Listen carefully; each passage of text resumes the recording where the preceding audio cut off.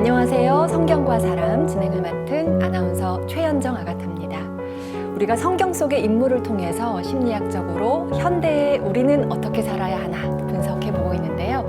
오늘 성경 속의 인물은 바로 아브라함입니다. 신앙의 아버지로 불리는 아브라함. 그 인물의 마음, 생각 따라가 보면서 이야기를 나눠보겠습니다. 오늘도 이남희 교수님 함께합니다. 교수님 안녕하세요. 네, 안녕하세요. 네. 지난 시간에 우리 노아의 이야기를 나눠봤는데요. 네. 오늘의 주인공은 아브라함입니다. 네. 일단 노아의 아들들 족보가 쭉 나오고요. 그 다음에 노아 아들 중에 한 명인 셈의 후손이 나오고 네. 셈의 후손인 테라의 아들로 아브람이 등장합니다. 네. 맞나요? 네, 맞습니다. 그런데 여기 안에서도 지난 시간에 우리가 몇백 년 이렇게 얘기를 했는데 십진법이 나오기 이전의 세대다라고 네. 알려주셨는데 여기서도 뭐 500년을 살았다, 430년을 살았다 이런 언급들이 있거든요. 네. 이것도 그런 방식으로 해석을 해야 할까요? 그럴 수 있죠. 그리고 이제 성경을 읽다 보면 왜 이렇게 이름을 길게 썼을까? 왜 지면을 낭비했을까? 네. 이런 생각 혹시 하신 분 있을지 몰라요. 너무 복잡하게 느껴져서요. 네, 그거는 이제 이스라엘 민족들의 정체성이 하나의 모자이크처럼 이제 형성되는 과정을 기록을 한 거거든요. 네.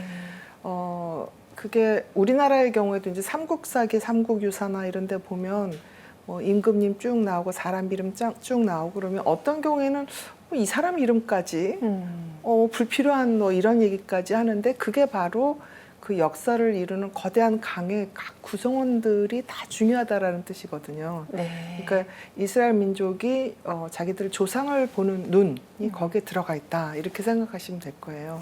그래서 정말 많은 인물들이 언급이 되고 네. 그리고 세세하게 500년, 430년 정말 긴 세월 뭐 그렇죠. 이런 식으로 저희가 이해를 네, 하면 될까요? 네, 청동기 시대거든요. 거의 이 시대가. 네. 그래서 지금 컴퓨터 시대로 생각을 하면 안 되죠. 그 당시에 수백 년이면 그냥 너무 오래 사셨다. 뭐 이렇게 생각을 하고 실제로 20세기, 21세기에도 자기가 200년 넘게 살았다 하고 주장하시는 노인들이 좀 있었어요. 그거는 우리가 생각하는 진짜 200년이라기보다는 본인이 그렇게 기억을 하실 수 있는 거죠. 왜냐하면 그 당시에 뭐 호적이라든지 이런 게 제대로 안 돼 있기 때문에 태어난 날짜를 정확하게 알 수 없고 네, 그래서 또 조상들이 그렇게 얘기하면 또 자손들은 정말 그런가 보다 그렇게 이제 믿게 되는 그런 과정입니다. 그래서 뭐 여러 번 강조했지만 창세기는 신화 시대이기 때문에 오래 사셨다. 그러면 그럼 과연 이스라엘 민족만 오래 살았냐 하면 꼭 그렇지는 않아요. 그러니까 네. 이제 공자님도 뭐 예전에 주나라 때는 뭐 이러면서 그 과거 또 그리스 시대는 뭐 황금 시대 때는 뭐 이렇게 해서 과거를 좀 이상향처럼 그리고 그때는 훨씬 더 오래 살고 사람들이 훨씬 더 평화롭고 이렇게 생각하는 경향은 전 세계적으로 보이는 하나의 현상이에요. 네. 그러니까 거기에서 정확하게 뭐 사실을 체크하고 이런 게 의미가 있는 게 아니라 네네네. 그러니까 그 뒤에 맥락 보면 안에서. 그렇죠. 뒤에 보면 성경 구약에도 이제 역사서들이 있어요. 물론 그 역사서가 정확하지는 않지만 역사서들은 비교적 이제 다른 자료들하고 이렇게 비교를 해서 좀 정확한 서술들이 있지만 앞부분의 신화서는 그렇게 이해를 하려면 좀 많이 힘들죠. 네. 그렇다면 아브라함이 어떤 인물인지 본격적인 이야기를 나누기 전에 성경 속 이야기를 한번 정리해보죠. 네. 아브라함은 하느님 말씀에 따라 아내 사라이, 조카 롯과 함께 고향을 떠나 가나안 땅에 이르렀습니다. 다시 길을 떠나 네겝까지 옮겨갔는데 네겝 땅에 기근이 들어 이집트로 향하게 됩니다. 아브람은 이집트인들이 아내 사라이의 아름다움을 보고 아내는 살려두고 자신은 죽일 것이라 생각해 아내가 자신의 누이인 척하게 됩니다. 이집트 파라오는 사라이에게 반해 아내로 삼았고 그 대가로 아브람은 여러 가축과 종을 얻게 되죠. 그러나 주님께서 파라오 집안에 재앙을 내리시고 파라오는 사라이가 아브람의 아내인 것을 알게 됐는데요. 이들은 결국 이집트에서 쫓겨나게 됩니다. 아브람은 아내 사라이, 조카 롯과 함께 고향으로 돌아왔습니다. 그런데 아브람과 롯 사이에 갈등이 생겨 둘은 갈라서게 되는데요. 아브람은 가나안 땅에서, 롯은 요르단 들판의 여러 성읍에서 살게 됐습니다. 그 후 롯이 살던 곳에서 전쟁이 일어나 롯이 잡혀가게 됐는데 이 소식을 들은 아브람이 장정들을 데리고 쫓아가 롯을 구출합니다. 자, 여기까지의 이야기가 오늘 우리가 아브라함에 대해서 나눠볼 이야기인데요. 먼저 심리학자의 시선으로 아브라함은 어떤 인물이라고 보십니까? 아브라함은 복잡해요. 그런데 여기 이제 요약하셨기 때문에 아브라함과 롯의 갈등으로 아주 좀 짧게 써 있어서 그런데 사실은 아브라함과 롯이 갈등이 있었던 게 아니라 땅은 좁은데 양쪽에 이제 가축이라든지 뭐 이런 그 재산이 늘어나면서 땅이 이제 모자라게 되는 거예요. 네. 그러니까 우리나라 같은 경우 이제 그 농업 국가이기 때문에 같이 협동을 해야 되지만 이 양을 키우고 목축업을 하는 경우에는 들판이 일정한데 만약에 양의 숫자가 늘어나면 거기에 완전히 이제 황폐해지는 거거든요. 뜯어먹을 풀이 이제 없어지는 그렇죠. 거죠. 그래서 이제 아브라함과 롯의 그 가솔들끼리 서로 이제 갈등이 있었기 때문에 아브라함이 우리 여기서 이렇게 있으면 안 되겠다. 이제 헤어지자 이렇게 이제 된 거죠. 예. 그리고 이제 이 아브람, 사라이 이렇게 이제 성경에도 이렇게 나와서 성경을 자세하게 읽지 않으신 분들은 아브라함인데 사라인데 이거 뭐야 이렇게 생각하실지 몰라서 간단히 설명을 드리자면 네네. 이제 아브람은 그 존경받는 아버지란 그런 뜻이고요. 이제 아브라함 하면 이제 민족들의 아버지란 뜻이 됩니다.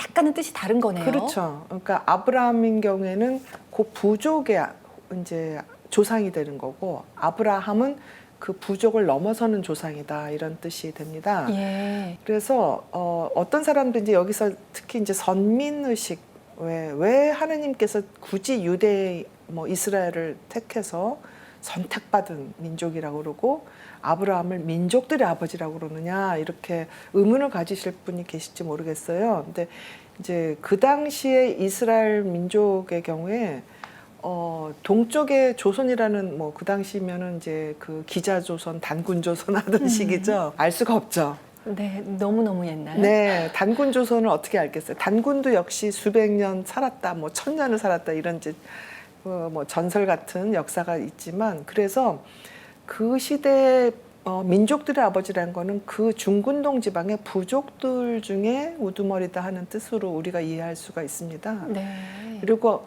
그 하나님께서 이 이스라엘 민족을 선택을 하셨을 때 그래서 이제 민족들의 아버지가 되고 민족들을 다스린다 할 때 그 뜻은 마치 뭐 로마라든지 뭐 또는 뭐 알렉산더 대왕처럼 그렇게 다스린다는 뜻이 아니라 영적으로 다스린다는 뜻이거든요. 그래서 신약에서 아마 아실 거예요. 예수님께서 하느님의 왕국이 여기가 아니다라고 얘기하는 거죠. 네. 그 이야기의 전조입니다, 여기가. 그러니까 아브라함이 말하는 민족들의 아버지라는 거는 실제 영토의 아버지라는 뜻이 아니라 그 영적인 측면에서 앞으로 모든 민족이 너희 민족을 추앙을 할 것이다 이런 뜻으로 해석을 하는 게 저는 맞다고 봐요. 물론 이제 신학자들마다 좀 해석이 다르겠지만 네. 실제로 가장 박해받고 억압받고 그 희생당한 민족 중에 하나죠. 유대 이스라엘이.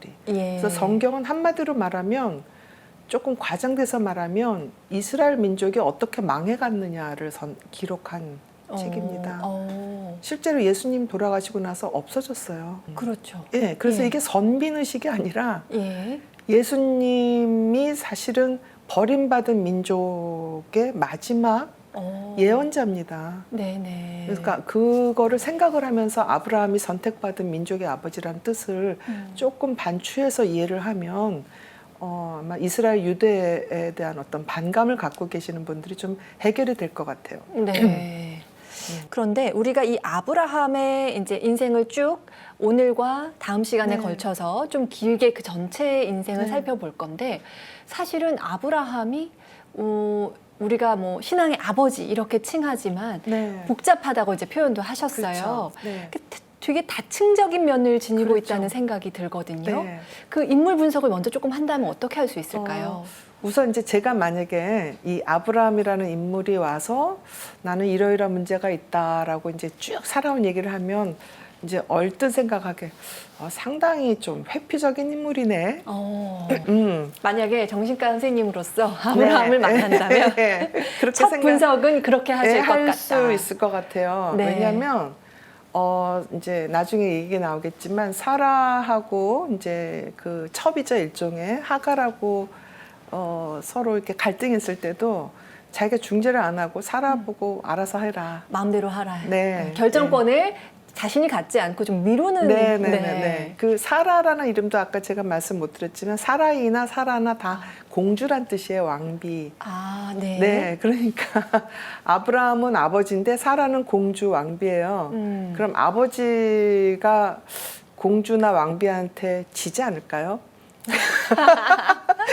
그러니까 부인 마음대로 해라 했던 네. 그런 부분이 있고, 예. 그 다음에 이제 뭐 좀 나오겠지만 이집트를 간다든가 뭐 이럴 때 나서서 자기 부인을 막 지켜주거나 그러지는 않았어요. 그리고 오히려 예. 뭐 여동생이다 뭐 이렇게 얘기를 해서 좀 예. 뒤로 빠지고. 그렇죠. 근데 이제 그 마음도 사실 절대 편치는 그럼요. 않았을진데 네. 그럼에도 뭔가 이렇게 맞서서 대항한다거나 네. 이런 방법을 택하기보다는 네. 어떻게 보면 지혜롭다 할 수도 있지만 네. 어떻게 보면 표현하신 대로 너무 회피적이다라고 네. 할 수 있을 만큼 네. 자신의 아내를 기꺼이 내 누이니까 뭐 결혼을 시키고 네, 파라오에게 그냥 네. 내어준다고 말하면 어떨지 모르지만 네. 그런 식으로 해서 일단 나의 안위를 챙기는 모습 이런 네. 것 어떻게 봐야 하나 하는 그러니까 생각이 그게 들어요. 이제 21세기의 관점으로 보면 그래요. 아, 예. 네. 그쵸. 그래서 저의 그렇죠. 관점에서. 저의 관점으로도 이 남자 뭐야 뭐 이렇게 생각할 수 있는데 네. 이때 이 아브라함과 사라가 그 이제 낯선 땅으로 갔을 때 사실은 생존의 문제예요. 그러니까 지금 이제 전쟁 중에는 뭐 예컨대 우크라이나 러시아에서 굉장히 많은 사람들이 많은 여성들이 강간을 당하고 살해당하고 그랬죠.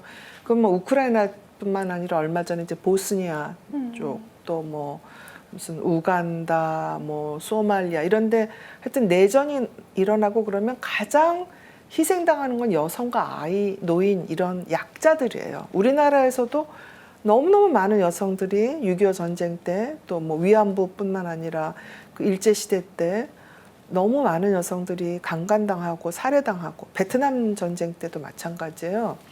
그러면 이제 아브라함의 입장에서는 사라가 내 와이프다, 내 부인이다.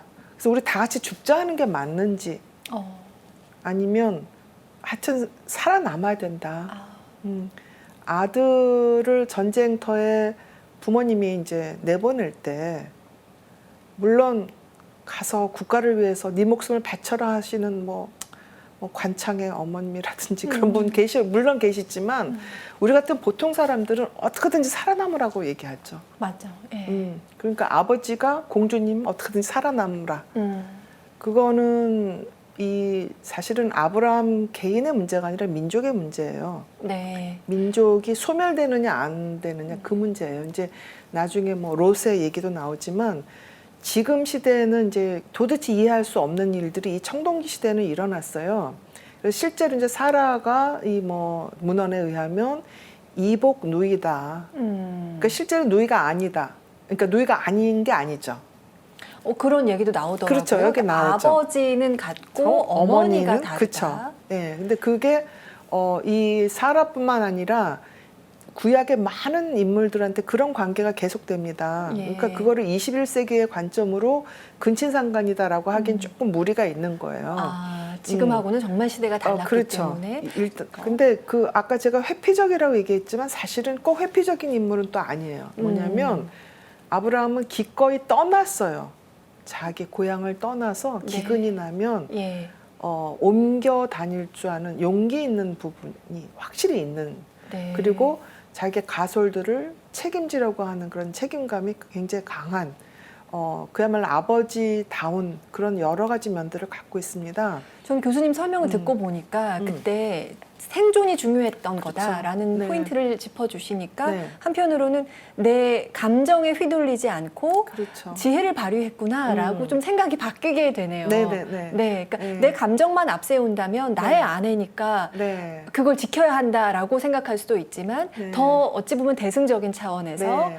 그것보다 생존이 우선이고 그러기 네. 위해서 지혜로운 방법은 내 누이라고 합시다. 네. 뭐 이런 선택이었을 네. 수 있겠다. 예, 그러니까 감정을 앞세우지 않았다라는 얘기를 하시니까 제가 재미있게 느껴지는 게 이 네. 구약에서 아브라함의 감정이 거의 드러나질 않아요. 화를 내지도 않고 네. 뭐 속상하다고 뭐 아내가 이 다른 남자의 뭐 아내가 될 줄도 모르는 상황인데도 분노하거나 초조하거나 뭐 이런 거 없어요. 전혀. 감정이 별로 없어요. 그런데 감정이 하나 나타나는 그 장면이 있어요. 네. 그게 언제냐면 네. 이삭을 주시겠다고 할 때 아. 누워서 웃어요. 그건 뭐죠? 이상하죠? 근데 그게 뭐냐면 이삭이라는 이름이 네. 그 웃는다라는 뜻이에요. 예. 그러니까 그 참 재밌는 건데 하느님께서 이 늙은 나한테 자식을 주다니 그래서 에이 그럴 리가 그러고 피식 웃는 웃음인지 또는 기뻐서 웃는 웃음인지 우리는 알 수가 없죠. 근데 하여튼 자식 얘기를 하니까 입이 올라간 거예요.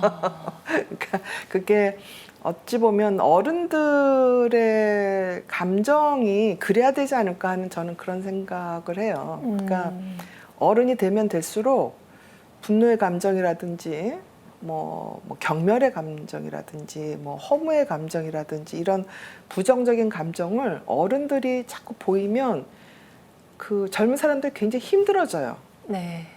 근데 어른들은 그냥 웃으면 젊은 사람들은 좋아요. 무슨 말인지 알겠죠? 그러니까 감정을 그냥 다 드러내는 것이 미덕이 아니고 그렇죠. 네, 어른일수록 그 감정을 스스로 소화해내고 그렇죠. 표현할 감정과 숨길 감정을 조금 그렇죠. 가리는 그렇죠. 네. 특히 힘 있는 사람일수록 예. 힘이 있는 사람이 별것도 아닌 일에 막 화를 낸다든가 초조해 한다든가 공포를 느낀다든가 이러면 그 밑에 그 사람을 따라가는 팔로워들이죠. 말하자면 그 사람들이 너무너무 힘들어져요. 리더일수록 네. 그런 부정적인 감정은 조금 삭히고 긍정적인 감정은 많이 보이고 네. 그렇게 돼야 그 공동체가 살아납니다. 그러니까 아브라함이 그 민족의 아버지가 될 자격이 충분하신 분이에요, 사실은. 네. 네. 복잡하지만 그렇죠. 그 안에 그분의 어떤 큰 뜻도 우리가 좀 볼 수 있는 것 네. 같습니다. 그 성경에서 아브라함이 등장하는 첫 구절은 이렇게 됩니다. 테라의 족보는 이러하다.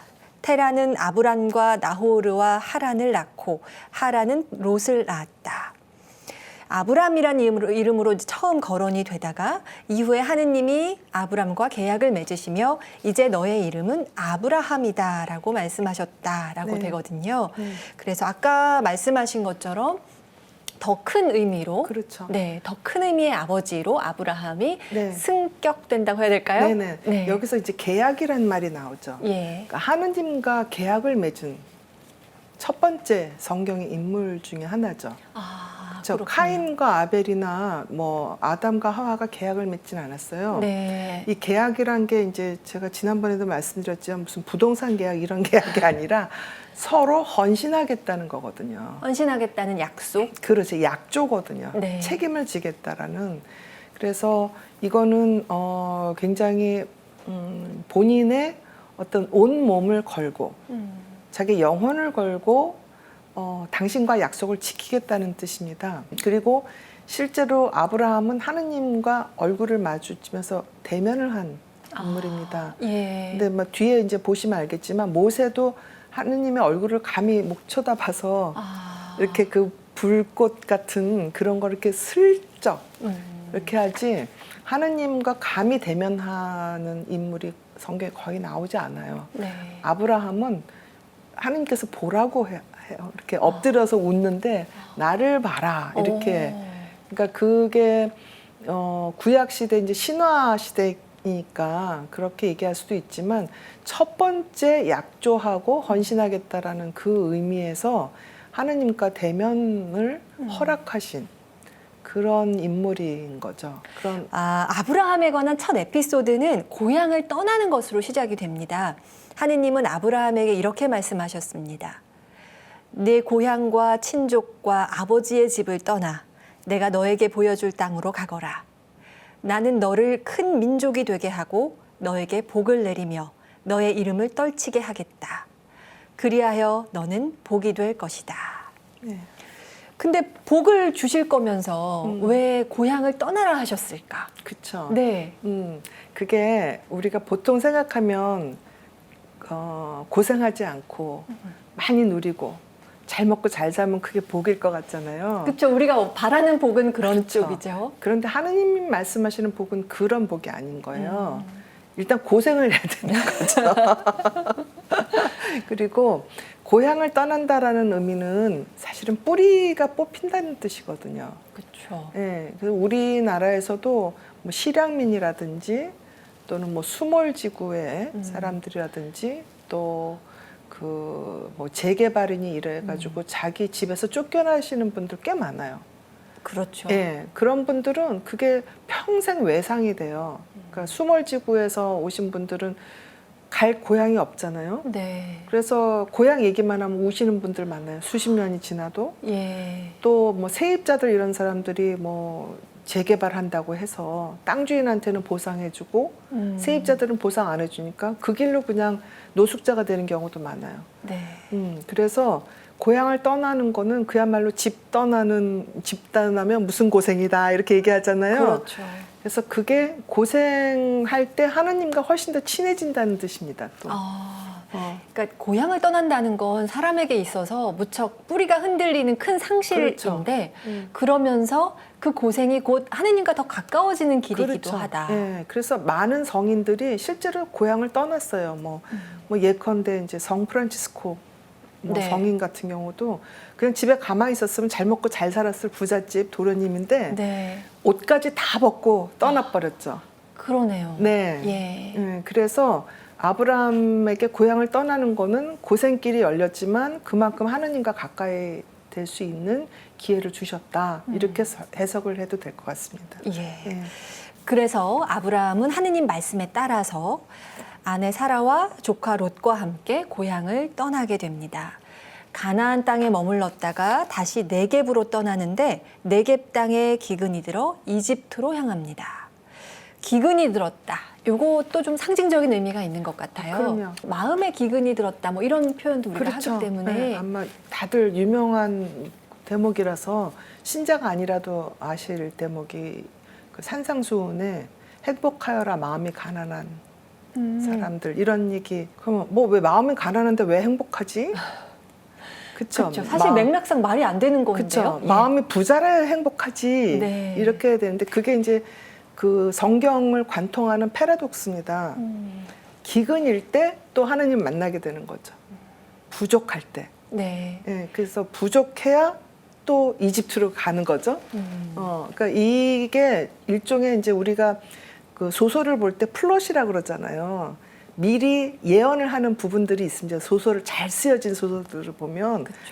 그때 그게 바로 이런 일이 일어날 징조였구나. 뭐 네. 이런 거 좋은 드라마를 보면 그렇게 나오잖아요. 여기도 그런 거죠. 그러니까 모세가 이집트를 떠나서 광야를 헤매는 그것이 바로 이 전에 이미 나오는 겁니다. 네. 또 이스라엘 민족이 예수님을 버리고 나서 수천 년 동안 전 세계를 헤매고 다녀야 되는 그 운명이 여기에 이미 등장해요. 네. 네. 그래서 이 기근 때문에 예. 고향을 떠나서 살아야 되니까 바로 어떻게 보면 아브라함이 또 영웅이 되는 거죠. 여러 번 제가 얘기하지만 영웅이 되려면 잘 먹고 잘 살아서는 안 돼요. 그렇죠. 고난이 있어야 하고 결핍이 있어야 하고 헤어져야 되고 헤어져야 하고 부러져야 되고 부스러져야 되고 그러니까 아브라함을 영웅으로 만들어 주신 계기죠.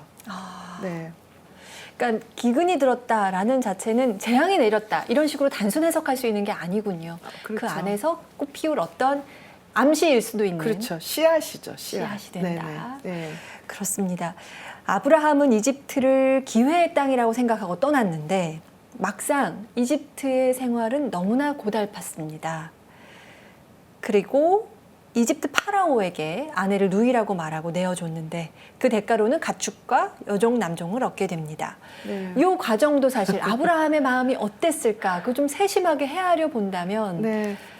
정말 쉽지 않았을 것 같거든요. 찢어졌겠죠, 마음이. 네, 네, 네. 근데 제가 말씀드렸다시피 아브라함은 그런 감정을 막 격하게 표현하지를 않았죠. 네. 그리고 그런 상황을 토대로 해서 다시 민족을 일으키게 됩니다. 그리고 하느님께서 또 알아서 사라가 그 여동생이 아니라 부인이다 하는 사실을 알게 해주죠. 그렇죠. 근데 이런 똑같은 일이 아브라함의 아들인 이삭과 레베카한테도 또 일어나요. 네. 그러니까 그게 그 당시 얼마나 척박한 시대에 살았을까. 이스라엘 민족 자체가 소수민족이죠. 우리나라도 소수민족이잖아요. 그러니까 중국에 50여 개 소수민족들이 다 있었는데 다 중국으로 편입됐잖아요. 유일하게 안 편입된 나라가 우리나라예요. 소수민족 중에서. 그래서 그 일제 말하자면 그 일본의 제국주의적인 어떤 시각을 가진 사람들은 그 우리나라의 독립적인 그런 걸 인정을 안 하고 우리가 중국의 속국이다 이렇게 생각하는 이상한 사관을 가진 사람들 아직까지 있어요. 근데 우리나라는 수천 년 동안 속국이었던 적이 없어요. 물론 조공을 바쳤지만. 근데 유대 민족도 마찬가지입니다. 그 주변에 바빌론, 뭐 로마, 뭐 엄청나게 그 센 아시리아, 뭐 잔인한 민족부터 뭐 페르시아는 그래도 좀 나은데 거기서 살아남으려면 이런 어쩔 수 없는 생존의 묘수죠. 네. 이런 걸 할 수밖에 없었던 그 역사의 민낯을 그대로 기록한 겁니다. 가감 없이. 예. 네. 그래서 어떻게 표현이 되냐면요. 네. 아브라함은 아내를 왜 누이라고 했는지에 대해서 이렇게 설명을 합니다.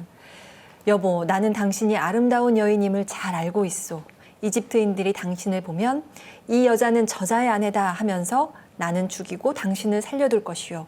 그러니 당신은 내 누이라고 하시오. 그래서 당신 덕분에 내가 잘 되고 또 당신 덕택에 내 목숨을 지킬 수 있게 해주시오. 근데 이 표현대로만 본다면 네. 슬프죠. 아내를 그렇게 이걸 어떻게, 그러니까 저도 자꾸만 이 현대의 시각에서 그쵸. 이걸 자꾸 바라보게 되는 것 같아요. 네. 그런데 말씀하신 것처럼 생존의 문제라고 한다면 네. 정말 지혜, 묘수를 찾아서 네. 방법을 강구해낸 거거든요. 그렇죠. 그렇죠? 예, 예. 이 성경이 이제 그 성경 기자라고 얘기를 하죠. 그래서 이 성경 기자들이 이제 시각이 좀 다양해요. 이제 크게 봐서 뭐 4개 정도로 나눈다. 뭐 그거는 뭐 신학적인 얘기이기 때문에 길게는 못 드리지만 그래서 이 성경 기자들의 시각은 우리 같은 사람들의 그런 정서적인 시각하고 좀 달라요. 네. 그냥 주로 그야말로 사실을 기록한 부분이 굉장히 많습니다. 그래서 이 아주 굉장히 간단한 몇 개 문장이지만 상상을 해보면 너무 가슴 아픈 상황이에요. 그런데 아브라함과 사라는 민족을 위해서, 부족을 위해서 이런 상황을 감내한 거죠. 네. 그러니까 그게 우리나라에서도 얼마 전까지도 일어났어요. 실제로 뭐 위안부들 예컨대 위안부들이 갈 때 거기서 돈 벌어준다고 그래서 본인이 기꺼이 간 분도 있어요. 우리 집에서 나라도 하나 잎 하나 덜자. 다 굶으니까. 근데 그거를 이제 그 친일 사관 하는 사람들 뭐라고 얘기하면 니네들이 기꺼이 가지 않았느냐. 근데 그때 왜 굶게 됐어요? 곡물이랑 곡물은 다 뺏어갔어요. 그릇 하나도 다 가져갔어요. 그대로 죽으니까 내 입 덜면 되겠다. 그럼 엄마랑 그 딸은, 아버지랑 그 딸은 가면서 눈물을 흘리면서 갑니다. 그렇죠. 눈물을 삼키고 네. 내가 희생해서 우리 네. 가족들이 조금 더 편안해지기를 그렇죠. 하는 마음으로. 그런데 떠났던 기록에는 거죠. 기꺼이 갔다 이렇게 기록을 하는 거예요. 당사자들의 그 찢어지는 마음을 다 담을 수가 없어요. 이 아브라함과 사라도 그 마음으로 간 거죠. 네.